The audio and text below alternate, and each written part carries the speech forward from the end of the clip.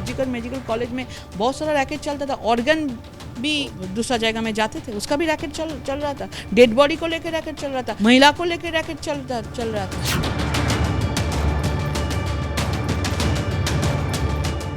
सुखेंदु शेखर राय जी जो ट्वीट किया, police commissioner को कस्टोडियल इंटरोगेशन चाहिए, ये जो डिमांड है इसको हम ऑपोज कर रहे हैं। ऑब्लिगेट कॉर्पोरेट क्वेश्चन ना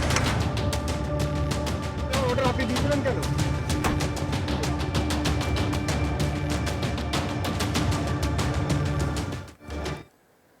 नमस्कार, मैं हूं विवेक श्रीवास्तव और बुलेटिन की शुरुआत एक बड़ी खबर से करने जा रहा हूं। कोलकाता लेडी डॉक्टर केस पर यह बड़ी खबर है।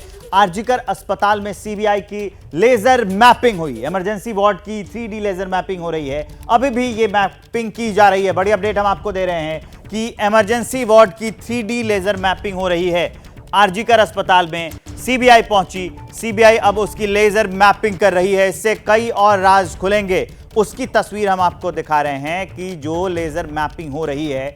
कोलकाता में जो ये हत्याकांड हुआ उसके बाद सीबीआई के पास ये जांच चल रही है, वो जांच कर रही है सीबीआई। आरजीकर अस्पताल में जो अभी लेजर मैपिंग की गई है उसकी तस्वीर हम आपको दिखा रहे थे। मनोज्ञा लोहिवाल कोलकाता से लाइव जुड़ी हुई हैं और रविकांत आरजीकर अस्पताल से मेरे साथ लाइव जुड़ गए हैं। सबसे पहले रविकांत के पास ले चलते हैं। रविकांत, ये जो लेजर मैपिंग हो रही है इनसे किन चीज़ों को मतलब समझने में और कौन से राज खुलेंगे, सीबीआई को कैसे इससे मदद मिलेगी, ये समझाइए, और अपडेट क्या है लेजर मैपिंग की ये भी बताइए। देखिए, ये अभी भी जांच चल रही है और उसकी जो मैपिंग के पैरामीटर्स हैं वो लिए जा रहे हैं, रिकॉर्ड किए जा रहे हैं। लेज़र मैपिंग का सीधा सीधा मतलब है कि जो चीज़ें वहाँ पर स्थायी रूप से मौजूद हैं, जो हटनी नहीं हैं, जैसे दीवारें और दरवाजे और अन्य चीज़ें, उनकी एग्जैक्ट जो कोऑर्डिनेशन है वो क्या है, किस जगह पर वो मौजूद हैं, इसकी एक स्थायी जानकारी मिल जाएगी। उसके बाद अगर कोई दीवार तोड़ भी दी जाए, टूट भी जाए, तो जो मैपिंग है वो ये बताएगी कि इस जगह पर ये दीवार थी और अब नहीं है। यानी एक बार अगर लेज़र मैपिंग किसी चीज़ की हो जाती है, किसी जगह की हो जाती है, तो वो जगह पर जो बिल्डिंग है वो रहे न रहे, लेकिन उसके जो कोऑर्डिनेट्स हैं वो मौजूद रहेंगे और उस वहाँ क्या क्या बना था ये पता रहेगा। यानी ये पता लग जाएगा कि क्या चीज़ डिस्प्लेस की गई है। तो ये एक स्थायी तौर पर जो सीबीआई है उसके पास यहाँ का नक्शा आ जाएगा। आप और सरल भाषा में समझें तो यहाँ का एक स्थायी नक्शा सीबीआई ले रही है ताकि ये पता लग सके कि यहाँ पर अभी क्या कुछ चीज़ें हैं और इसके आधार पर टैली कराते हुए पहले क्या स्थितियाँ थीं, जो बयान आए हैं सीबीआई के पास, जो डॉक्टर पूर्व प्रिंसिपल ने बयान दिए हैं, जो 12 अन्य डॉक्टरों ने बयान दिए हैं, जो गार्ड और जो स्टाफ ने बयान दिए हैं, उन सबको टैली कराया जाएगा और ये जो कोऑर्डिनेट्स हैं ये सुरक्षित रहेंगे ताकि ये बताया जा सके कि जो बयान हैं वो इन कोऑर्डिनेट्स से मैच कर रहे हैं कि नहीं मैच कर रहे हैं। ऐसी और तमाम चीज़ें हैं। ये जो हमने बताया ये एक मोटे तौर पर बात हम बता रहे हैं, लेकिन इसके अलावा सीबीआई के पास बहुत सारे ऐसे पॉइंट्स होंगे, बहुत सारे ऐसी ज़रूरतें होंगी लेज़र मैपिंग की जिसका इस्तेमाल वो अपनी इस जाँच में करेगा। ठीक है रविकांत, आप हमारे साथ बने रहिए। एक और बड़ी अपडेट आ गई है, वो जानिए थोड़ी देर में। कोलकाता में बड़ा प्रदर्शन होगा। मोहन बागान समर्थक करेंगे ये प्रदर्शन। थोड़ी देर में सॉल्ट लेक में विरोध प्रदर्शन होगा। ईस्ट बंगाल क्लब के समर्थक ये प्रदर्शन करेंगे। सॉल्ट लेक स्टेडियम में आज मैच रद्द हुए हैं। तो ये बड़ी अपडेट हम आपको बता रहे हैं कि कोलकाता में एक बड़ा प्रदर्शन और मोहन बागान समर्थक जो है वो प्रदर्शन कर रहे हैं। थोड़ी देर में सॉल्ट लेक में ये विरोध प्रदर्शन होगा। मनोज्ञा लोहिवाल मेरी सहयोगी जुड़ी हुई हैं, वो इस खबर को विस्तार देंगी। मनोज्ञा, ये जो समर्थक हैं सिर्फ वही प्रोटेस्ट कर रहे हैं या जो खिलाड़ी हैं वो प्रोटेस्ट कर रहे हैं, इस बारे में क्या जानकारी? देखिए, कुछ ही मिनट पहले तक ये प्रोटेस्ट होना था, पर अब विधाननगर पुलिस कमिश्नरेट, जो कि यहाँ का इस इलाके की कमिश्नरेट है, उसने इस पर रोक लगा दी है, ये कहते हुए कि 5 लोग जो प्रोहिबिटरी ऑर्डर्स है BNSS के तहत अंडर सेक्शन 163 उन्हें लगा दिया गया है, जिसे हम पहले 144 धारा के तौर पर जानते थे। अब उसे नई संहिता के तौर पर धारा 163 के तहत इसको यहाँ पर रोका गया है, यानी कि 5 लोगों से ज़्यादा लोग एक बार में यहाँ इकट्ठा नहीं हो सकते हैं। अब आप इसका संदर्भ समझिए, मोहन बगान वर्सेस ईस्ट बंगाल मैच जब भी होता है तो वो एक हाई वोल्टेज मैच होता है। अगर क्रिकेट की भाषा में अगर आपको बताऊं तो भारत वर्सेस पाकिस्तान स्तर का मैच होता है। इतने यहाँ पर समर्थक इकट्ठा होते हैं, जिसमें एक ओर होता है ईस्ट बंगाल, दूसरी ओर होता है मोहन बगान। लेकिन इस बार ये पहली बार होगा जब दोनों के समर्थक सिर्फ मैच कैंसिल होने के बाद, जो कि ड्यूरेंट कप है, जो कि 100 साल से ज़्यादा पुराना मैच होता रहा है, ये इसकी भूमिका बहुत महत्वपूर्ण रही है, उसको इस तरह से कैंसिल किया गया है, ये कहकर कि जो ऑडियो क्लिप्स बहुत सारी पुलिस को मिली हैं उनके इंटेलिजेंस ब्यूरो के हिसाब से, जो ये कह रहे हैं कि जिसके आधार पर यहाँ पर समस्या हो सकती थी या फिर स्थितियाँ बिगड़ सकती थी, और इतना वॉलेटाइल इस समय है सिचुएशन, जिसके कारण फिलहाल उसे रोक दिया गया। मैच रोकने के बावजूद, जिसका फैसला कल किया गया था, आज उसके बावजूद यहाँ पर बहुत सारे समर्थकों को इकट्ठा होना था। ये दोनों एक दूसरे को, भले ही एक दूसरे से दिन रात लड़ाई करते हो जो समर्थक हैं मोहन बगान वर्सेस ईस्ट बंगाल, लेकिन आज एक साथ मार्च करने वाले थे। मैं जिस गेट पर खड़ी हूँ, ये 3 नंबर गेट है, यही विधाननगर कमिश्नरेट का ऑफिस है, और यहीं से ये अभी अनाउंसमेंट किया गया है कि जो समर्थकों को एक साथ इकट्ठा होने के लिए पुलिस ने कई जगह फ़ोन भी किए हैं, ये भी कहा है कि आप यहाँ मत आइए, यहाँ पर आप किसी तरह का प्रदर्शन नहीं कर सकते हैं। लेकिन समर्थकों का ये कहना है कि वो इस बार कोलकाता रेप के खिलाफ, यहाँ पर जो महिलाओं की सुरक्षा पर सवाल उठ रहे हैं, उसके खिलाफ सड़क पर उतर रहे हैं। कुछ ही देर में अलग अलग गेट हैं सॉल्ट लेक स्टेडियम के, बहुत बड़ा स्टेडियम है, मल्टीपल गेट्स हैं, जिनमें 2 नंबर गेट है, 3 नंबर गेट और 1 नंबर गेट प्राइमरीली अलग अलग एंट्री गेट्स माने जाते हैं, और उन्हीं के एंट्री पॉइंट्स पर जो पुलिस तैनात है, ये आपको बता रही है इस समय कि कितनी ज़्यादा सतर्कता बरती जा रही है। खासतौर से 14 अगस्त की घटना के बाद किसी भी तरह के मूवमेंट्स को, किसी भी तरह के एक साथ इकट्ठा होने को या लोगों को एकत्रित नहीं होने देखो। अब इस पर राजनीति इसलिए भी हो रही है क्योंकि बीजेपी कह रही है कि, और लेफ्ट कह रही है कि लोगों को अपनी प्रोटेस्ट करने की भी आज़ादी नहीं दी जा रही है। पर कोलकाता पुलिस और विधाननगर पुलिस, खासतौर से सॉल्ट लेक स्टेडियम के लिए विधाननगर कमिश्नरेट इंचार्ज है, जिसमें मुकेश इस समय वर्तमान में कमिश्नर हैं, उन्होंने अभी थोड़ी देर पहले प्रेस कॉन्फ्रेंस करके कहा है कि जिस तरह की गतिविधियां या जिस तरह की खबरें और पुष्ट खबरें हमारे पास आ रही हैं, उसके आधार पर हमने मैच भी कैंसिल किया है और यहाँ पर हम लोगों को एकत्रित नहीं होने देंगे, जिसकी वजह से ये इतनी सारी फोर्स तैनात है। और यकीन मानिए, अगर आप ईस्ट बंगाल और मोहन बगान के मैच को की अगर मैं आपको बात करूँ तो ये पहली बार है जब सोशल मीडिया पर भी जो तस्वीरें ट्रेंड हो रही हैं उसमें चिंगड़ी माच, क्योंकि मोहन बगान जब भी जीतता है तो चिंगड़ी खाते हैं, और जब ईस्ट बंगाल अगर कभी जीतता है तो क्या कहा जाता है कि वो इलिश खाते हैं। इलिश ये एक मछली है और चिंगड़ी भी, लेकिन क्योंकि ये अपने आप में बहुत बड़ी बात होती है, बंगाल के संदर्भ में आपको ये समझना होगा कि ये ऐसा पहला मौका नहीं है जब इस मैच को इस तरह से कैंसिल किया गया हो, लेकिन इस मैच को सुरक्षा कारणों से इसके पहले भी कैंसिल किया गया है, बट उसको नो व्यूअर मैच कर दिया गया है, जहां पर गैलरी में समर्थकों को आने की इजाजत नहीं दी जाती है, पर यहां पर मैच की इजाजत दी जाती है, जो लोग आकर टीवी पर देख सकते हैं, लेकिन समर्थकों को इकट्ठा होने की परमिशन जो है नहीं दी गई है। मनोज्ञा, समर्थक भी नहीं। आप हमारे साथ बने रहिए। एक और बड़ी अपडेट मैं दर्शकों को बताने जा रहा हूं। रेप मर्डर केस के आरोपी का साइको टेस्ट जारी है। 3 घंटे से संजय रॉय का साइको टेस्ट चल रहा है। सीबीआई की CFSL टीम साइकोलॉजिकल टेस्ट कर रही है।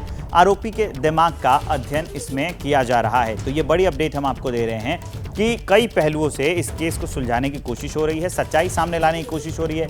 उसी के तहत आरोपी का जो साइको टेस्ट है वो जारी है। 3 घंटे से संजय रॉय जो आरोपी है उसका साइको टेस्ट चल रहा है। सीबीआई की CFSL टीम जो है वो साइकोलॉजिकल टेस्ट उसका कर रही है। रविकांत मेरे सहयोगी इस खबर के ऊपर जानकारी देंगे। अभी ये जो चल रही है टेस्ट, इसके बारे में क्या अपडेट है, उसके साथ साथ ये जो हो रहा है टेस्ट, इससे क्या कुछ पता लगाया जाएगा, बताइए।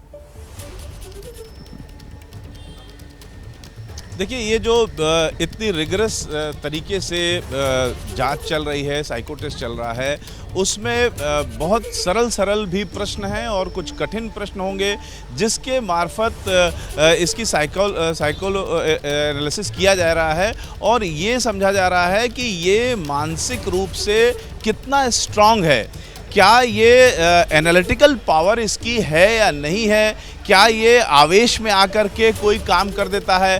तो इस पूरे टेस्ट में इसको बहुत सारी ऐसे चीज़ें भी कही जाएंगी जिससे ये आवेश में आ जाए, और बहुत सारी ऐसी चीज़ें कही जाएंगी जिससे ये गणितीय ढंग से अपना दिमाग चला सके। तो इससे हर तरीके के प्रश्न किए जाएंगे जिससे ये समझा जा सके कि ये जो इसने घटना को अंजाम दिया, अगर इसने दिया तो ये कैसे दिया, किस मेंटल स्टेट में दिया, क्या ये इनसेन था, क्या मानसिक रूप से विक्षिप्त उस समय था, या किसी भावनावश किया, या कोई बदले की भावना से किया। ये जितने प्रश्न हो सकते हैं हम आप सोच सकते हैं, उन सारे प्रश्नों की संभावना को तलाशा जाएगा। अगर ये मेंटली बहुत स्ट्रांग पाया जाएगा तो उसका मतलब है कि ये जो अपराध उसने किया वो सोच समझ के किया। हो सकता है उसके पीछे कोई बड़ी प्लानिंग रही हो, कुछ बड़े लोगों के होने की संभावना भी होगी, और अगर वो मानसिक रूप से कम औसत का पाया जाएगा तो उसको इस नज़रिए से देखा जाएगा कि क्या ये आवेश में आकर के इसने ये काम किया। जी आप हमारे साथ बने रहिए। एक और बड़ी अपडेट आ गई है, वो बताने जा रहा हूं। कोलकाता निर्भया कांड में बीजेपी का एक बड़ा आरोप है। बीजेपी की पूर्व सांसद लॉकेट चटर्जी का आरोप है कि आरजीकर हॉस्पिटल में मानव अंग तस्करी का रैकेट चलता है। हमने मानव अंग तस्करी की बात सुनी है, लॉकेट चटर्जी ने यह कहा है। डेड बॉडी की हेराफेरी भी होने की बातें हैं। लॉकेट चटर्जी ने ये बड़े और गंभीर आरोप लगाए हैं कि आरजीकर मेडिकल कॉलेज अस्पताल जो है उसमें मानव अंग तस्करी का रैकेट चलता है। लॉकेट चटर्जी हैं, उन्होंने ये आरोप लगाया है आरजीकर मेडिकल कॉलेज अस्पताल पर। बहुत सारा हम लोग सुनने में आ रहा है कि आरजीकर मेडिकल कॉलेज में बहुत सारा रैकेट चलता था। ऑर्गन भी यहाँ से मतलब दूसरा जगह में जाते थे, उसका भी रैकेट चल रहा था। डेड बॉडी को लेकर रैकेट चल रहा था, महिला को लेकर रैकेट चल रहा था। अभी एक महिला का ड्रेसिंग रूम भी वहाँ पे नहीं है। ड्रेस चेंज करना कभी एक हॉस्पिटल में, आरजीकर में महिला के लिए रूम नहीं है। ये लोग खोज रहे हैं कि सोशल मीडिया में कौन इसको लेकर लिखा है। ममता बनर्जी स्वास्थ्य मंत्री, वो कह रही केंद्रीय स्वास्थ्य मंत्रालय के खिलाफ हम आंदोलन करेंगे कि उन्होंने पैसे नहीं दिए हमें। फिर पैसे में बात चला गया, राजनीति चल रहा है, पैसे में चला गया है। आप पहले जस्टिस दीजिए, उसके बाद हम लोग पैसे के बात करेंगे, उसके बाद तू मैं होगा, उसके बाद केंद्रीय सरकार राज्य सरकार होगा, उसके बाद माम राम होगा।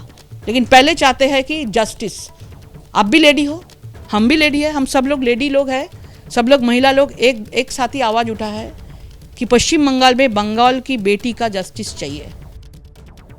तो ये लॉकेट चटर्जी का बयान हम आपको सुनवा रहे थे। उनसे मेरी सहयोगी मनोज्ञा लोईवाल बातचीत कर रही थी, आपको स्क्रीन पर दिख रहे हैं। सीधे उनके पास लिए चलते। मनोज्ञा, ये जो गंभीर आरोप ये लगा रही हैं कि अंग तस्करी का रैकेट चलता था, तो उस हिसाब से जांच तो वैसे तो चल ही रही है, लेकिन ये एक नया एंगल भी मिल रहा है कि इस रेप और मर्डर के और भी कई कारण हो सकते हैं।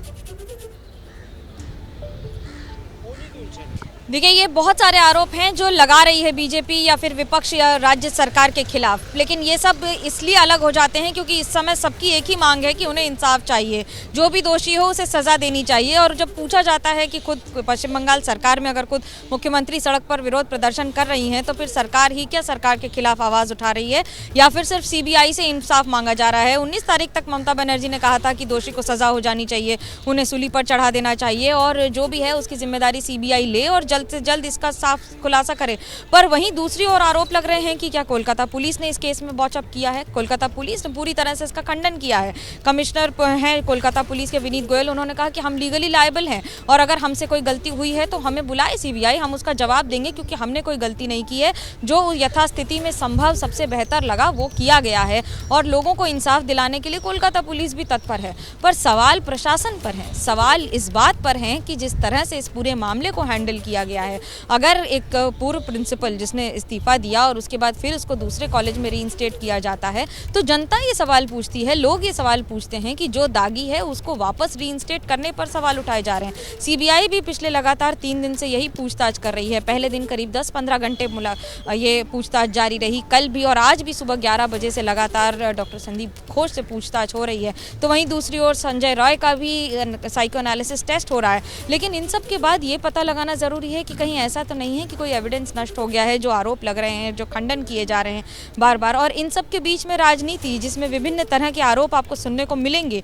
और आज इस तरह से जब सामने प्रतिबंध लगा दिए जाते हैं, प्रोहिबिटरी ऑर्डर्स लगा दिए जाते हैं, जिस पर फिर एक बार सवाल उठता है कि क्या सुरक्षा मुहैया कराने में पुलिस विफल नज़र आ रही है, या फिर इस तरह के जो सवाल उठ रहे हैं उनके जवाब देने में। इस समय जहां एक और क्रिकेट मैच हो या फिर इस समय फुटबॉल मैच जो ड्यूरेंट कप बहुत पहले से अनाउंस था, क्या उसको किसी और स्थिति में किया जा सकता था? आपको समझना होगा कि ये सिर्फ एक राजनीति का मंच नहीं रह गया है, ये भावनाओं का मंच है, ये उन सवालों का मंच है, और ये उन लोगों के लिए है जो किसी झंडे के तले नहीं आना चाहते हैं, लेकिन जो सवाल पूछ रहे हैं कि आज अगर मेरी बेटी दफ्तर जाती है, सरकारी दफ्तर में, सरकारी अस्पताल जाती है, और वहाँ अगर उसके साथ ये हो जाता है तो इसकी जवाबदेही, इसकी जिम्मेदारी किसकी है? और यही सवाल खुद तृणमूल कांग्रेस के वर्तमान के सांसद राज्यसभा से सुखेंदु शेखर रॉय ने पूछ लिया, तो उनको कोलकाता पुलिस ने समन भेज दिया और उनसे बोला कि आपने जो बहुत सारी बातें सोशल मीडिया पर लिखी हैं जो तथ्यों के आधार पर नहीं है, इनकरेक्ट हैं,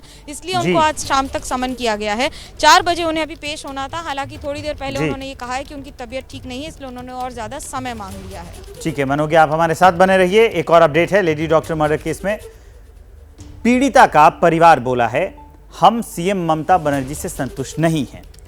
मृतक लेडी डॉक्टर के जो पिता हैं उनका एक बड़ा बयान सामने आया है कि अस्पताल का पूरा विभाग इसमें शामिल है, अस्पताल प्रशासन का हमें कोई सहयोग नहीं मिला। शमशान में 3 शव थे, लेकिन मेरी बेटी का शव पहले जलाया। ममता ने मुआवजे की बात की, हमें पहले इंसाफ चाहिए। कोई रिजल्ट नहीं मिला है अभी तक। इसकी जो इंक्वायरी चल रहा है इसका कोई रिजल्ट नहीं अभी तक मिला है। इसके लिए आशा करने के बाद हम क्या कर सकते हैं? एकदम हम लोग डिपार्टमेंट का कोई नहीं और कॉलेज का कोई हमारा साथ कोऑपरेट नहीं किया। पहले से तो हम ये बोल रहा है, यही तो दिक्कत है हम लोगों का। पर्सनली तो कोई डिपार्टमेंट पूरा कोई ना कोई है, डिपार्टमेंट का कोई ना कोई इसका साथ इन्वॉल्व है। क्रिमिनेशन घाट का बारे में बोलता है, श्मशान घाट के बारे में। उधर 3 बॉडी पड़ा हुआ था, लेकिन उसका पहले ही हमारा लड़की का बॉडी जला दिया गया। सीएम अपने रास्ते में नाम उतार के जस्टिस मांगता है, फिर जो जनरल पब्लिक है उसने जब जस्टिस मांगता है उसको बंद करने के लिए कोशिश कर रहे हैं। क्या इसकी सब क्या बात है? हम लोग तो इसके लिए बहुत दुख आ गया। उन्होंने हम तो जब कंपेंसेशन के बारे में बोला है, हम लोग दोषी का सजा मिलने के बाद जाएंगे आपका पास और कंपेंसेशन के बारे में उस टाइम में बात होगा। तो इंसाफ की बात कर रहे हैं और कई गंभीर सवाल भी उठा रहे हैं कि पहले जो शव है वो क्यों जलाया गया। अपडेट हम आपको दे रहे थे और भी जानकारी हम आपके साथ साझा करेंगे। फिलहाल रविकांत और मनोज, आप दोनों का बहुत बहुत शुक्रिया।